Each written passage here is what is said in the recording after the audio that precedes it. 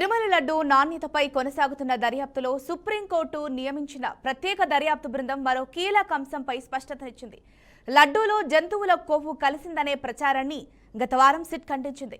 తాజా వివరాల్లో నెయ్యి సరఫరా వ్యవహారంలో సింథటిక్ ఆయిల్ కల్తీకి సంబంధించిన ఆరోపణలు పలు దశల్లో చోటు చేసుకున్నాయని దర్యాప్తులో గుర్తించినట్లు సమాచారం.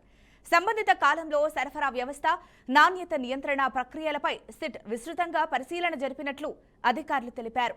కల్తీ ఆరోపణలు టీడీపీ హయాంలోనే జరిగిందని వైసీపీ నేతలు చెబుతున్నారు. ఇక ఈ అంశాలపై సాక్ష్యాలు సేకరిస్తున్నట్లు కూడా తెలుస్తోంది. అన్ని కోణాల్లో విచారణ కొనసాగుతోందని, తుది నివేదిక కోర్టుకు సమర్పించిన తర్వాత పూర్తి వివరాలు వెల్లడవుతాయని సిట్ వర్గాలు పేర్కొన్నాయి. తిరుమల లడ్డు భక్తుల విశ్వాసానికి సంబంధించిన అంశం కావడంతో దర్యాప్తును అత్యంత ప్రాధాన్యతతో కొనసాగిస్తున్నామని అధికారులు స్పష్టం చేశారు.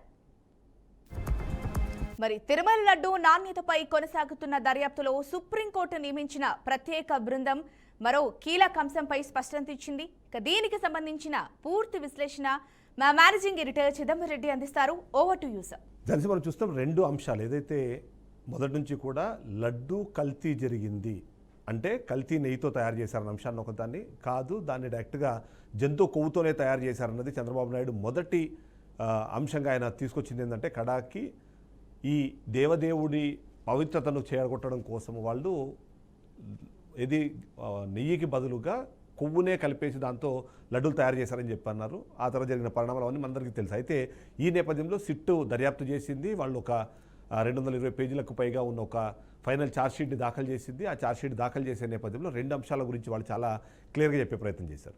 మొదటిది అసలు నిజంగానే కల్తీ జరిగిందా లేదా. మొదటి అంశంలో దాంట్లో జంతు కొవ్వు కలవలేదు, కేవలము సింథటిక్గా ఉన్న ఒక ఘీ లాంటి అంటే నెయ్యి లాంటి ఒక పదార్థాన్ని తయారు చేసి వాళ్ళు దాని ద్వారా నెయ్యి అంటే లడ్డూలు తయారు చేశారు. అది కల్తీ జరిగింది.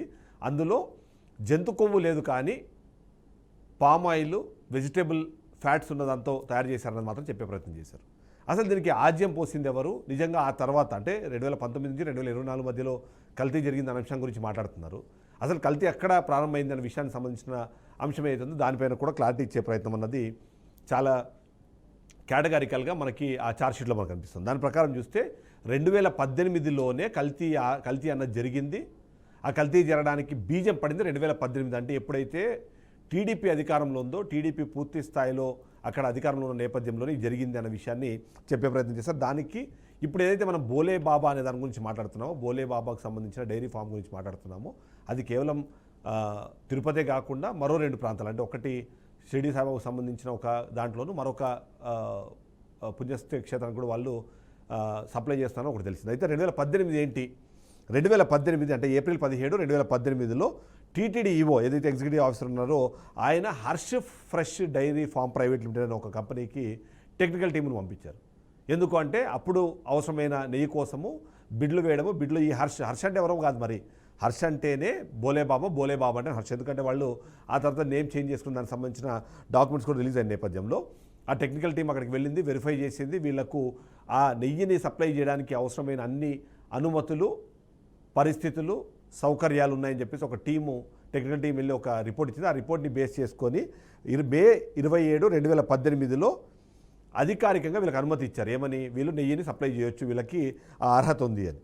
ఆ ఇన్స్పెక్షన్ ఆధారంగానే అప్పుడు జరిగిన నెయ్యి సప్లై కానివ్వండి, ఆ తర్వాత జరిగిన నెయ్యి సప్లై కానివ్వండి, ఆ టెక్నికల్ రిపోర్ట్ ఆధారంగానే ఇది మొత్తం జరిగింది. కాబట్టి కల్తీకి సంబంధించి ఇది జంతు కొవ్వు కాదు, ఏదైతే వెజిటబుల్ ఆయిల్ కానీ పామ్ ఆయిల్తో కానీ జరిగిన కల్తీకి బీజం పడింది 2018లోనే. అది కూడా టీడీపీ హయాంలోనే అన్న విషయానికి సంబంధించిన అంశము అక్కడ తేటతెల్లంగా ఆ రిపోర్ట్ ఏదైతే ఉందో ఆ రిపోర్ట్లోనే వాళ్ళు రాసేశారు.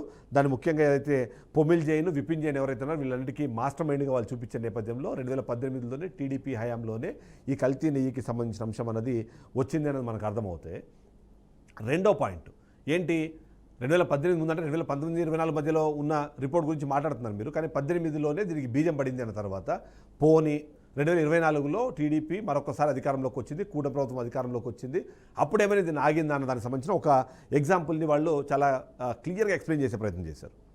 ఆగస్టు 2024లో ఏదైతే కల్తీ నెయ్యికి సంబంధించిన పునఃసరఫరాకు సంబంధించిన ఒక అంశాన్ని వాళ్ళు తెరపైకి తీసుకొచ్చారు. ఏంటి అంటే కూటమి ప్రభుత్వం అధికారంలోకి వచ్చిన తర్వాత 4 ట్యాంకర్లు, ఆ 4 ట్యాంకర్లు కూడా ఏఆర్ డైరీ ఫుడ్ లిమిటెడ్ నుంచి ఇది ఇక్కడికి వచ్చాయి. ఎక్కడికి, మన తిరుపతికి. వచ్చినవి AP26 TC4779, TN02BA 9459, TN02BB 2151, అలాగే TN02BB 2070 అని 4 ట్రక్కుల నిండా ఏదైతే నెయ్యి ఉందో నెయ్యి వచ్చింది. చెక్ చేశారు 12/7/2024 తారీఖున. ఇందులో అనుకున్నంత మిల్క్ ఫ్యాట్ కనిపించట్లేదు కాబట్టి అని చెప్పి దాన్ని రిజెక్ట్ చేశారు.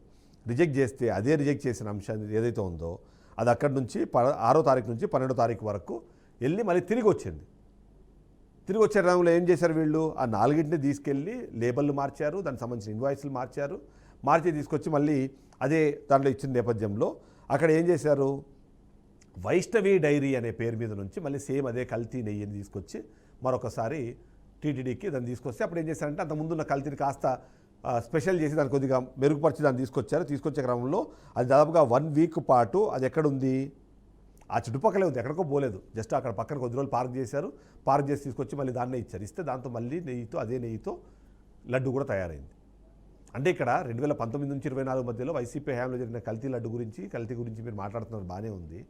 దీనికి బీజం వేసిందేమో 2018లో, దాని తర్వాత కంటిన్యూ చేసింది 2024లో కూడా, అంటే ఏదైతే అధికారంలోకి వచ్చిన తర్వాత కూడా కంటిన్యూ చేశారు. ఈ విషయాన్ని ఇప్పుడు వైసీపీ ప్రజల ముందు తీసుకెళ్లే ప్రయత్నం చేస్తుంది. కల్తీ లడ్డు గురించి మాట్లాడుతున్నారు బాగానే ఉంది, అది మా హయాంలో జరిగింది మాట్లాడుతున్నారు, కానీ బీజం వేసిందేమో మీరు ఇచ్చిన రిపోర్ట్ ద్వారా.